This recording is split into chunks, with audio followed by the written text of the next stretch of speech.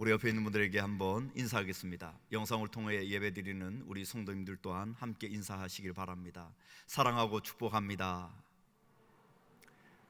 또 한번 인사할까요? 당신이 있어 행복합니다. 아멘. 네. 내일부터 우리 예배가 국가에서 30% 이상 30% 예배를 드리도록 그렇게 허락이 됐습니다. 그러니까 우리 교회는 360명, 한 번 예배할 때 360명이 가능합니다.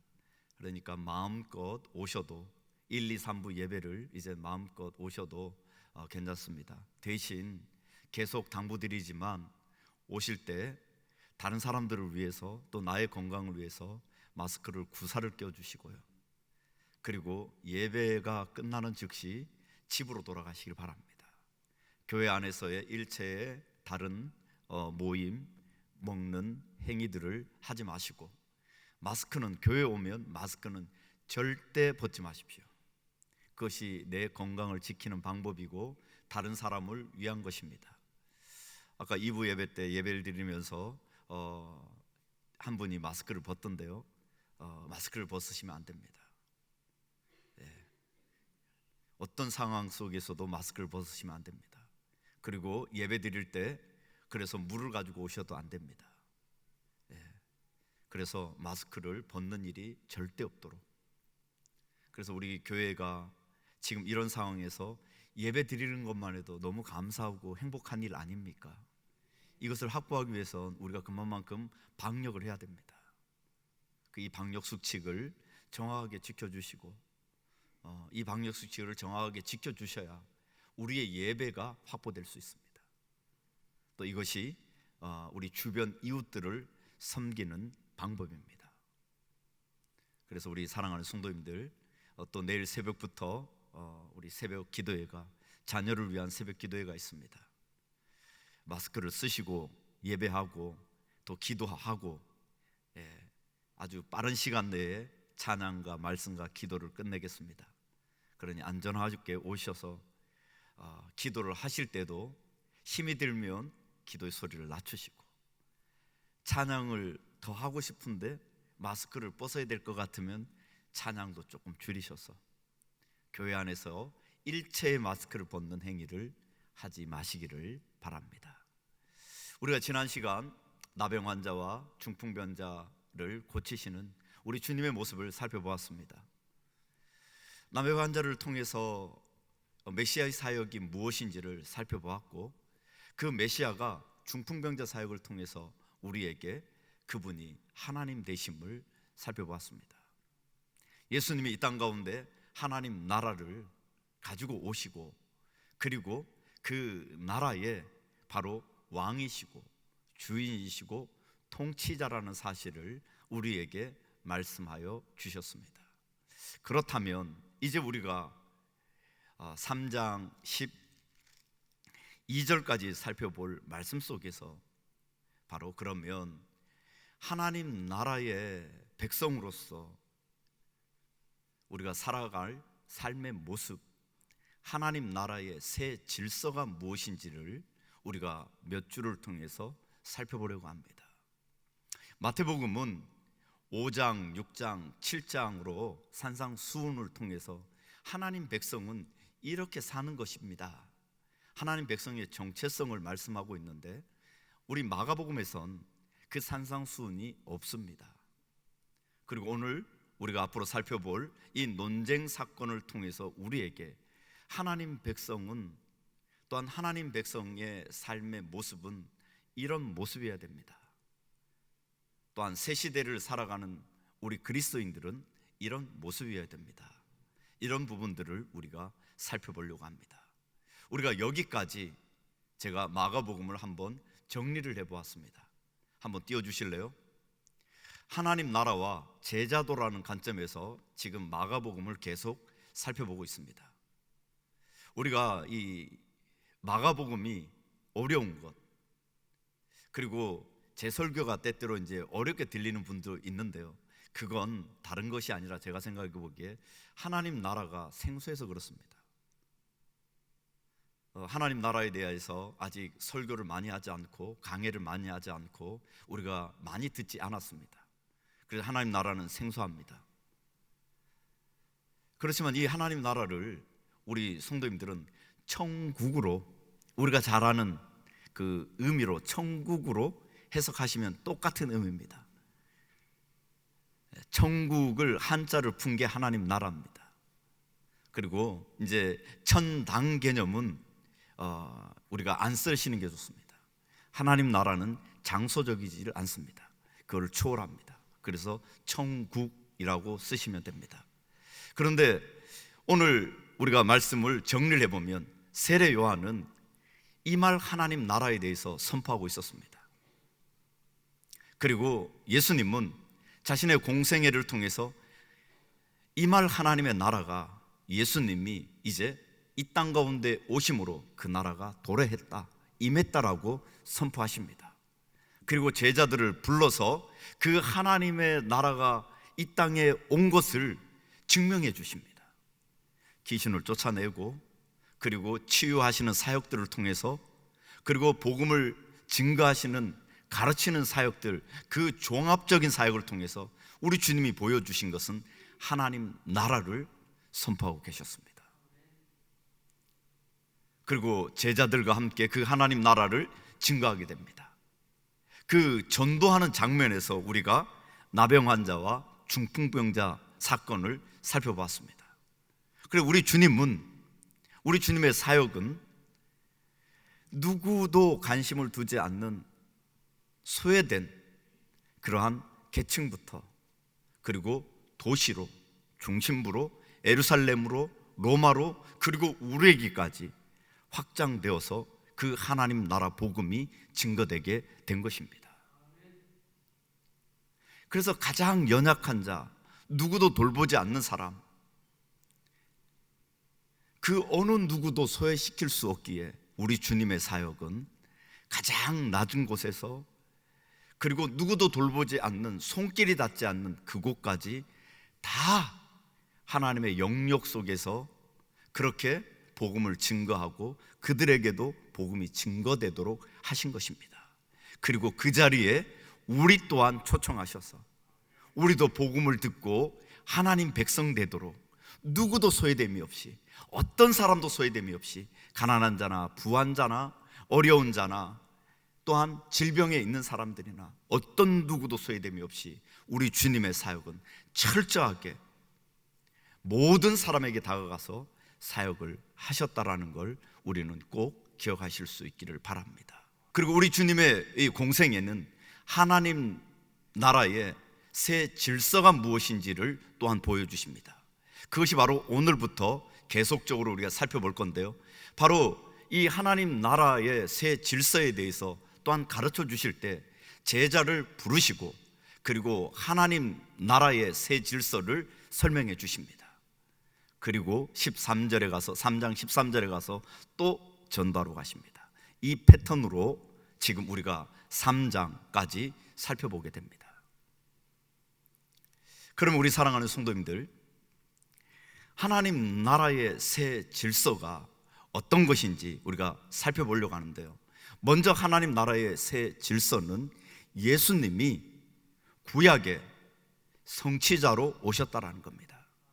구약의 모든 내용을 예수님은 다 완성시키셨고 성취시켰다는 겁니다.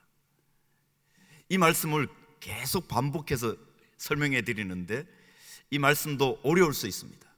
그러니까 구약 속에 가지고 있는 모든 계명들,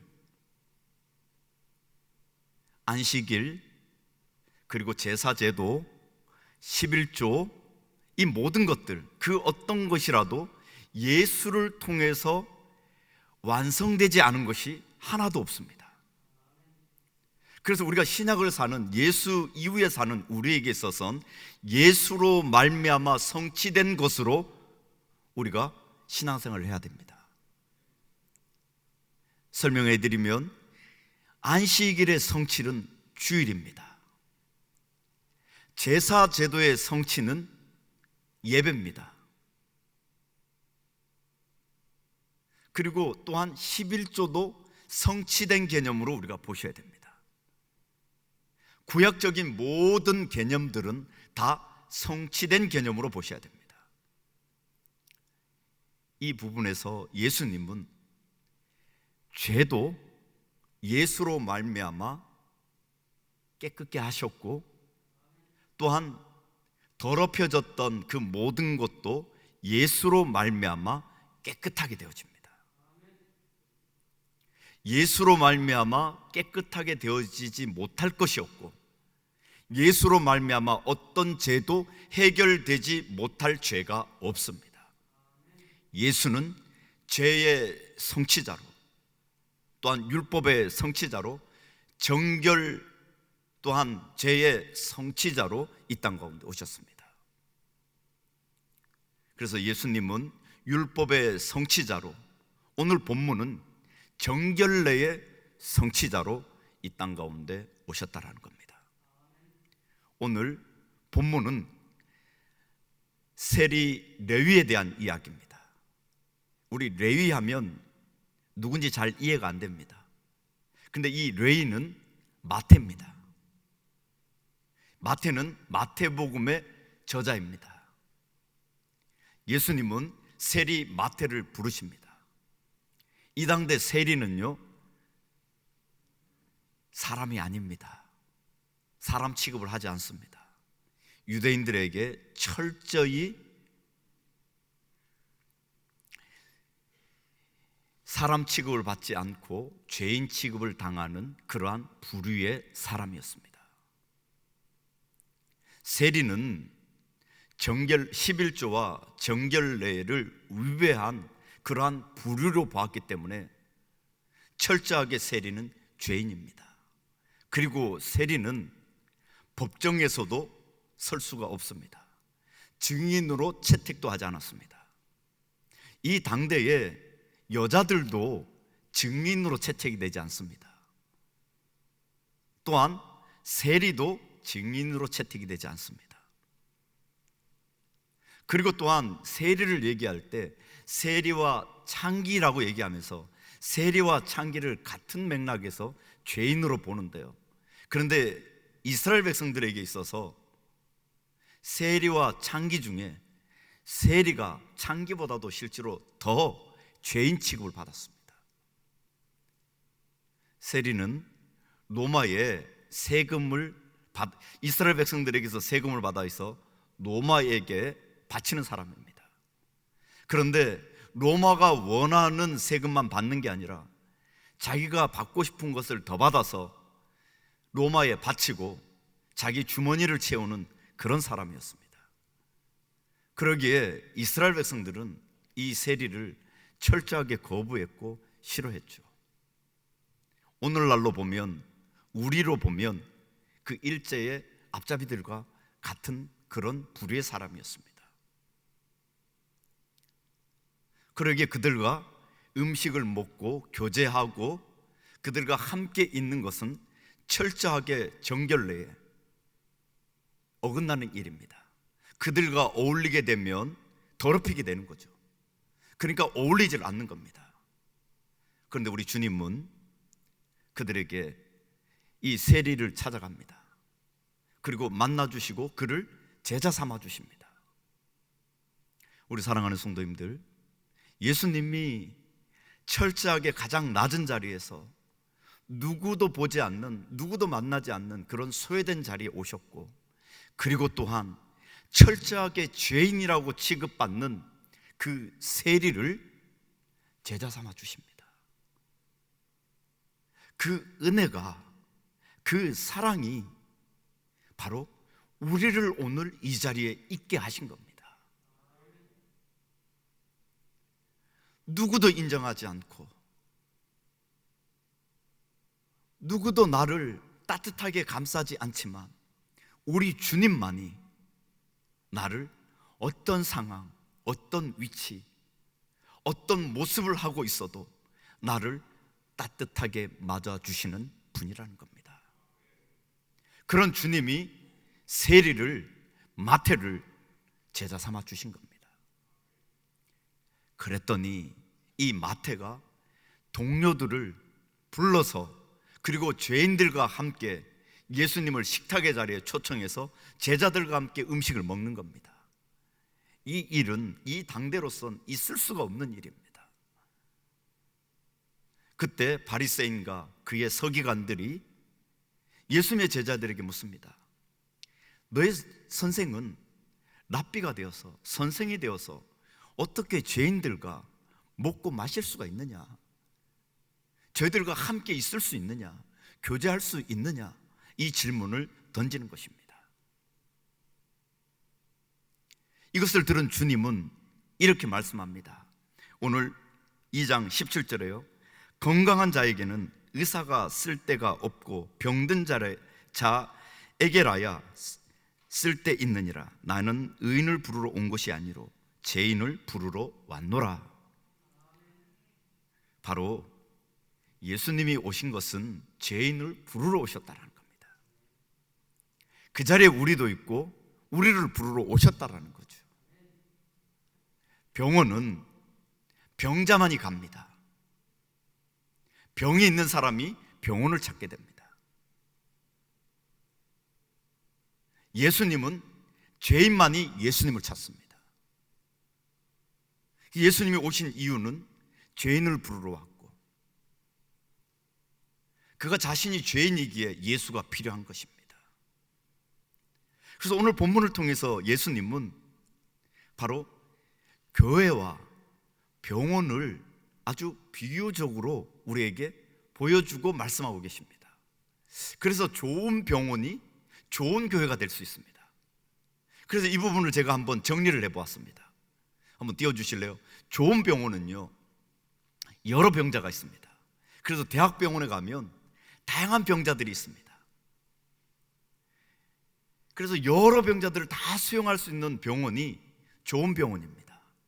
그런데 여기에 그치면 좋은 병원이 될 수가 없습니다. 좋은 병원은 어떤 병자가 와도 고칠 수 있는 병원입니다. 다양한 병자가 왔지만 그 다양한 병자를 다 고칠 수 있는 병원. 그래서 우리는 그것을 대학병원, 그래 얘기하기도 합니다. 그리고 또한 좋은 병원은 환자들에 대한 섬김이 좋은 병원이 좋은 병원입니다. 이렇게 본다면 좋은 교회가 어떤 교회인지가 확 드러나게 됩니다. 그럼 좋은 교회는 어떤 교회입니까? 다양한 죄인들이 있는 교회입니다. 이런 죄, 저런 죄, 여러 죄, 어떤 죄를 지어도 다 수용할 수 있는 그런 교회. 담배를 피워도 괜찮습니다. 술을 드셔도 괜찮습니다. 마약 중독자도 괜찮습니다. 게임 중독자도 괜찮습니다. 동성애자도 괜찮습니다. 모두를 다 수용하셔야 됩니다. 대신 우리 입술 속엔 우리는 죄인입니다. 나는 병자입니다. 주님 고쳐주십시오. 나는 주님이 필요합니다. 나는 좋은 의사가 필요합니다. 이렇게 병원을 찾듯 주님을 찾는 성도들이 되셔야 된다는 겁니다. 그리고 교회는 어떤 사람이, 다양한 죄인들이 와도 그 모든 죄인들을 다 변화시키고 치유하고 회복시킬 수 있는, 그들을 끌어 안아서 용서하고 사랑해주고 보듬어주고 그리스도의 사랑으로, 그리스도의 또한 그 은혜로, 말씀으로 그들을 보듬고 가르쳐서 그들을 회복시킬 수 있는 그런 교회, 그런 교회가 좋은 교회입니다. 그리고 어떤 사람이 와도 그들을 따뜻하게 맞을 수 있는 그런 섬김의 교회가 우리 삼양교회가 되어져야 될 줄로 믿습니다. 사랑하는 성도님들, 병자는 의사를 찾게 되어 있습니다. 죄인은 예수님을 찾게 되어 있습니다. 의인이라고 생각하는 사람은 예수를 찾지 않습니다. 우리가 지난 시간 죄인을 살펴보할 때 어떤 사람이 죄인이라고 설명을 해드렸죠. 하나님을 왕으로 모셔드리는 사람, 이 사람들이 의인이고요, 하나님을 왕으로 모시지 않는 그들이 죄인입니다. 우리 사랑하는 성도님들, 마태는 마태복음을 통해서 그가 주장하고 싶은 것은 예수님이 왕이시라는 겁니다. 그래서 마태복음은 왕이신 예수님에 대해서 설명하고 있습니다. 예수님이 내 삶의 왕으로 고백하면 예수님은요, 그 마태를 어떻게 대우하시냐면 하나님의 선물, 하나님의 소중한 자로 여겨주십니다. 마태의 이름이 먼저는 히브리식으로 레위입니다. 레위는 연합입니다. 마태는 헬라식 이름입니다. 사도 바울도 마찬가지입니다. 사울은 히브리식 이름입니다. 바울은 헬라식 이름입니다. 이걸 우리가 착각해서 예수 믿고 사울이 바울 됐다, 야곱이 이스라엘 된 것처럼 사울이 바울 되었다, 이 얘기는 아닙니다. 그의 이름이 히브리식으로는 사울이요, 헬라식으로는 바울입니다. 레위도 히브리식으로 레위이고 헬라식으로는 마태입니다. 마태라는 이름의 의미는 하나님의 선물입니다. 하나님을 왕으로 모셔드리니까 그분이 마태를 선물로, 하나님의 선물로 귀하게 여겨주시는 겁니다. 우리 사랑하는 성도님들, 우리 모두는 예수님이 필요합니다. 우리 병자고 죄인이기에, 그래서 예수님을 왕으로 모셔드리면 우리 여기 계신 모든 성도님들을 하나님은 선물로, 귀한 분으로, 소중한 분으로 여겨주신다는 겁니다.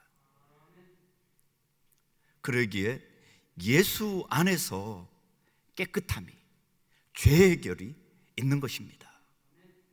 예수가 우리의 죄를 해결해 주시고 우리를 깨끗하게 하실 수 있습니다.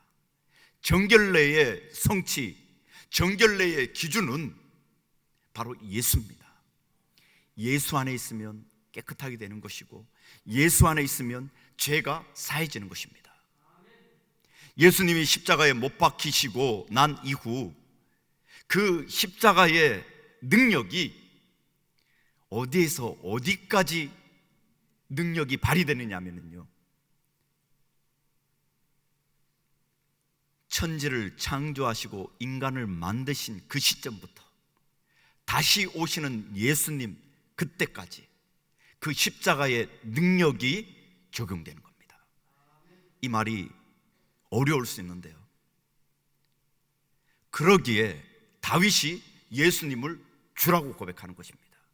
그리고 예수님이 아브라함보다 앞설 수 있는 것입니다.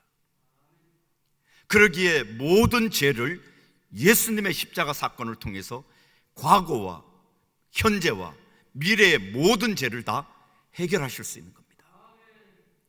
예수님은 창세 이후로 인간의 타락부터 예수님이 다시 오시는 그날, 하나님 나라가 완전히 완성되어지는 그 시점까지 우리의 모든 죄악을, 우리의 모든 더럽혀짐을 깨끗하게 하실 수 있는 능력의 하나님이시라는 겁니다. 그 하나님을 왕으로 모셔드리는 그것이 바로 우리가 깨끗하게 되어지는 비법이라는 겁니다. 하나님 나라의 새 질서는 그래서 예수 안에서, 성취된 예수 안에서 모든 것들이 이루어진다라는 사실을 우리 모두는 기억하실 수 있기를 축원드립니다.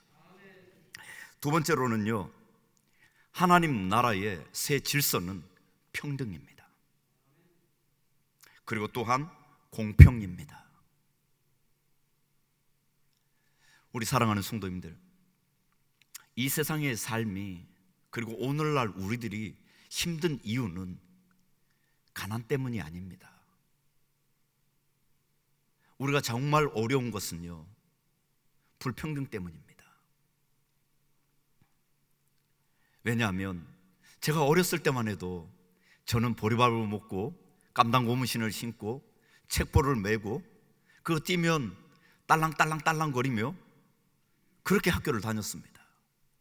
우산이 없어서 비료포레들 쪼개서 그걸 뒤집어 쓰고 학교를 다녔습니다. 몇 년 사이에 엄청 잘 살게 되었습니다. 우리가 못 살아서 우리가 불행한 게 아니라 상대적 빈곤으로 우리가 어려운 겁니다. 우리가 절대적 가난 때문에 우리가 힘든 게 아니라 상대방과 비교해 보니까 내 삶이 너무 위축되어서 우리의 삶이 어려운 것입니다. 이 세상의 삶이 이런 불평등으로 인해서 우리가 힘듭니다. 그런데 완성된 하나님의 나라, 우리가 하나님 나라를 사는데 그런 불평등이 우리에게 있다면 우리는 하나님 나라에 대해서 좀 생각해 볼 필요성이 있습니다. 그래서 예전에 우리 한 번씩 이렇게 설교하는 걸 들었습니다. 어렸을 때 들었을 때 이렇게 얘기를 들었습니다. 어떤 사람은 깃털 모자를 쓰고, 어떤 사람은 한국면류관을 쓰고, 어떤 사람은 초가상간에 살고, 어떤 사람은 맨션에 산다. 하나님 나라 갔는데도. 저는 그런 하나님 나라라면 가고 싶지가 않습니다. 왜냐하면 이 땅에서도 이렇게 불공평 때문에 우리의 마음이 이렇게 괴롭고 힘든데 하나님 나라에 가서도 불평등하고 불공정하다면 거기에서도 우리의 마음이 불편한 건 매 마찬가지라는 겁니다. 근데 하나님 나라는 우리가 생각하듯 그런 나라가 아닙니다. 그런 차등이 있는 그런 나라가 아닙니다. 그래서 마태복음 20장에 보면 우리에게 이런 비유를, 천국 비유를 합니다. 포도원을 만들고 일꾼을 부르러 가는 주인이 나옵니다. 오전 9시에 가서 일꾼을 불러오고요, 한 데나리온의 일꾼을 불러옵니다. 그리고 몇 차례 불러오고 난 이후 또한 오후 5시에 가서 일꾼들을 불러옵니다. 그도 한 데나리온을 줍니다. 그런데 그 한 데나리온은 그 가치가 일꾼이 하루 받을 수 있는 일당이 그 당대의 한 데나리온입니다. 그 하나는, 그 하나님 나라의 그 하나는 모두를 충족시킬 수 있는 하나입니다. 그 하나가 불공평한 하나가 아니라, 그리고 그 하나가 작은 하나가 아니라 하나님의 자녀로 하나님의 나라를 누릴 수 있는 그 하나라는 겁니다. 그걸 오면 충분할 수 있는 하나라는 겁니다. 그 하나님의 나라는 그리하여 불공평의 나라가 아닙니다. 모두가 하나님의 그 은혜와 사랑 가운데 기쁨과 행복 충만한 그런 나라가 바로 하나님 나라라는 겁니다. 우리 사랑하는 성도님들, 교회가 바로 하나님 나라를 이루는 그런 공간입니다. 이 교회 안에서 불공평이, 평등하지 않으면 안 됩니다. 교회 안에서의 직분이 계급을 얘기하는 게 아니라는 겁니다. 오늘 말씀을 보면은요, 16절에요, 바리새인의 서기관들이 예수께서 죄인 및 세리들과 함께 잡수시는 것을 보고 그의 제자들에게 이르시되 어찌하여 세리 및 죄인들과 함께 먹는가? 예수님이 죄인과 함께 먹고 마시고 그들과 친구가 되어주고 그들과 교제하고 함께 있어주는 것, 이것 자체가 그들을 공평하게 평등하게 보고 계시다라는 겁니다. 요즘 세대를 여성 상위 시대라고 합니다. 근데 저는 오늘 본문과 적용을 하면서 이렇게 적용하고 싶습니다. 여성 상위 시대는 여자도 밥상에서 밥을 먹을 수 있는 세대. 우리 젊은 분들은 이해가 잘 안 될 겁니다. 여기 어르신들은 이해가 되시죠? 엄마들이 밥상에서 숟가락을 들고 밥 먹게 된 지가, 우리 젊은 우리 청년들이 있나요? 얼마 되지 않았습니다. 제가 어렸을 때 부모들은 우리 어머니들은 남편하고 밥상에서 같이 밥 먹기가 어려웠습니다. 밥상에서 같이 밥 먹는다라는 건 평등하다라는 겁니다. 그 당대에는 남편과 아내가 평등하지 못했습니다. 요즘은 평등합니다. 교회는, 교회 안에서 우리들의 모습은 평등해야 됩니다. 목사라고, 장로라고, 권사라고, 안수집사라고, 집사님이라고, 그것이 계급이 아니라는 겁니다. 그것은 직분입니다. 교회가 교회되게 하는, 교회 역할을 세세하게 잘 유기적으로 교회를 유지하기 위한 그러한 구조, 짜임새라는 것입니다. 한마디로 예수님은 우리에게 바로 교회를 몸으로 비유를 해주십니다. 몸은 손도 있고 발도 있고 눈도 있고 귀도 있고 장기도 있고 발톱도 있고 손톱도 있습니다. 다 하나하나 보면 다 다르지만 그러나 차별이 없습니다. 차별을 하지 않습니다. 너 왼발 조금 덜 쓰인다고, 야 너는 좀 내 몸에서 필요가 없어, 너 하찮은 거야, 이렇게 얘기하지 않는다는 겁니다. 제가 몇 주 전에 손톱이 찢어져서 너무 아팠습니다. 근데 몸이 다 아프더라고요. 작은 것 하나 찢어지니까 온몸이 아픈데, 우리 각 지체들은 우리 안에서 계급이나 신분이 아니라 직분적으로 교회를 유기적으로 교회를 세우기 위해서 우리에게 허락한 직분들이라는 겁니다. 그 안에는 높낮이가 없습니다. 그래서 하나님 앞에 최고의 이름은 거룩한 백성, 성도가 하나님 앞에 최고의 이름입니다. 그러기에 하나님, 우리 주님 안에는 모두가 평등하고 공평하다라는 것, 이것이 바로 하나님 나라의 새 질서라는 사실을 기억하실 수 있기를 축원드립니다.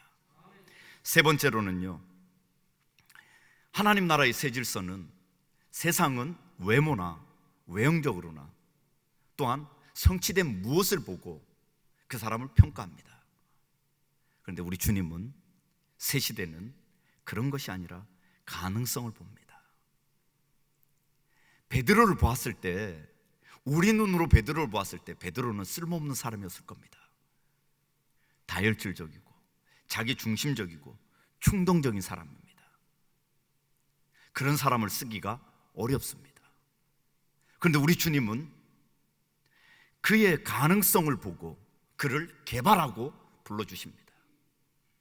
교회의 틀을 너를 통해서 만들어 가겠다라는 거죠. 또한 막달라 마리아, 그런 7 귀신 들렸던 사람이기도 하고 창기라고 하는 사람도 있습니다. 주님은 그런 그를 보지 않고 그의 가능성을 보고 그를 제자 삼아 주셨습니다. 그랬더니 그가 초대교회를 여는 아주 귀한 역할을 감당하게 됩니다. 제자들이 예수님이 십자가에 못 박혀 고난을 받을 때 뿔뿔이 흩어지고 다 도망갑니다. 그런데 묵묵히 지키는 한 여자가 있습니다. 그가 막달라 마리아입니다.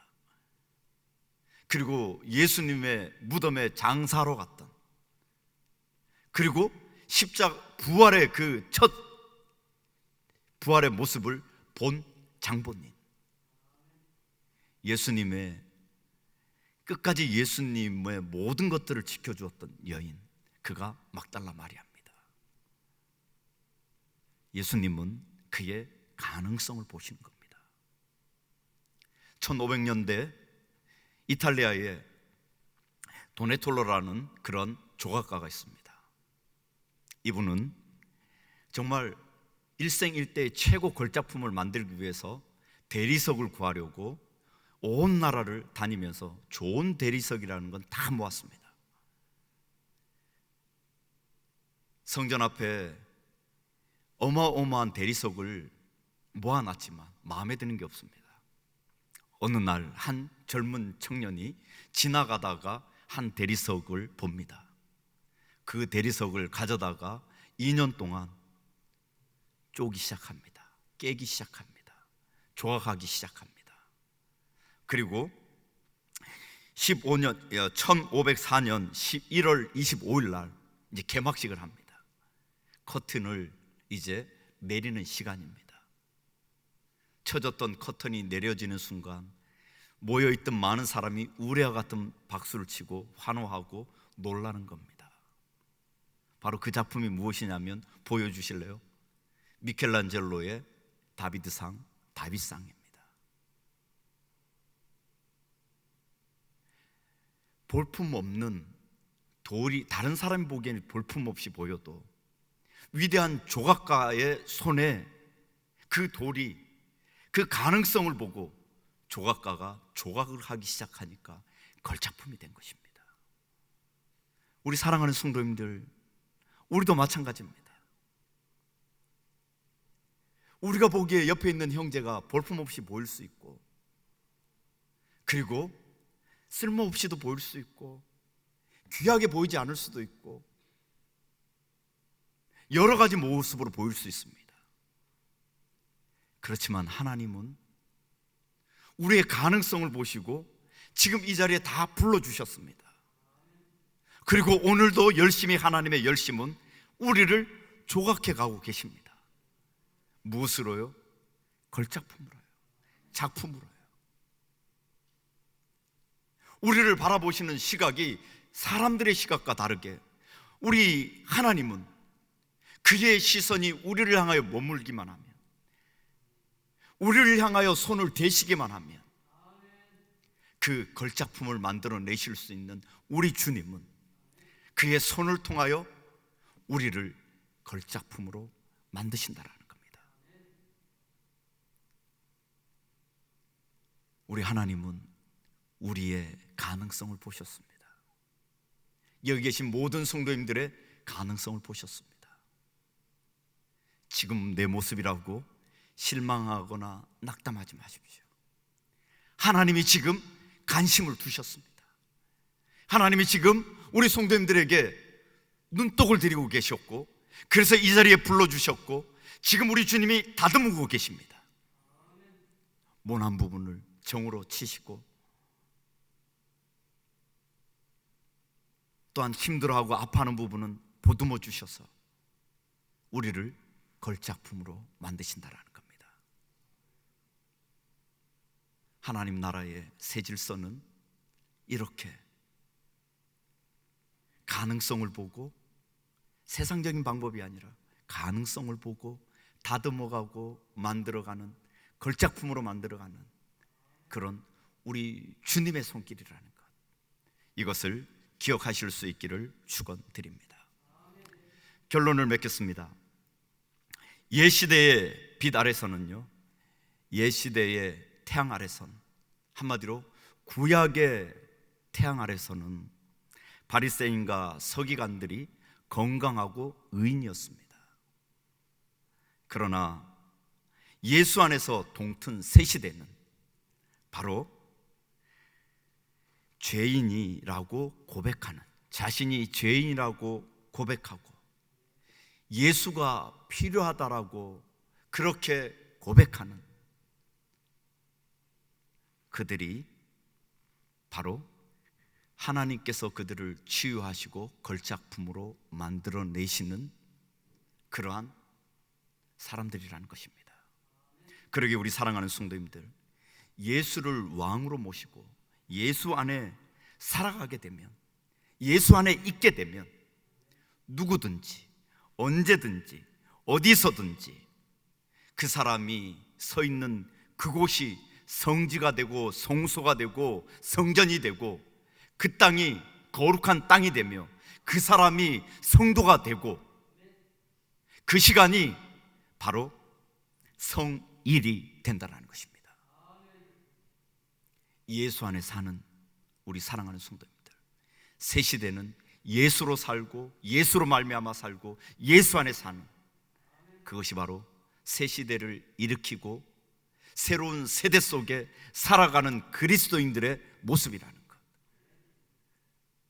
그래서 우리 사랑하는 성도님들, 예수 안에서 그리스도의 편지로서 우리의 땅끝에서 그것을 거룩한 땅으로, 거룩한 날로, 거룩한 사람으로 되어질 수 있는 우리 모든 삼양교회 성도님들 되실 수 있기를 축원드립니다. 기도하겠습니다.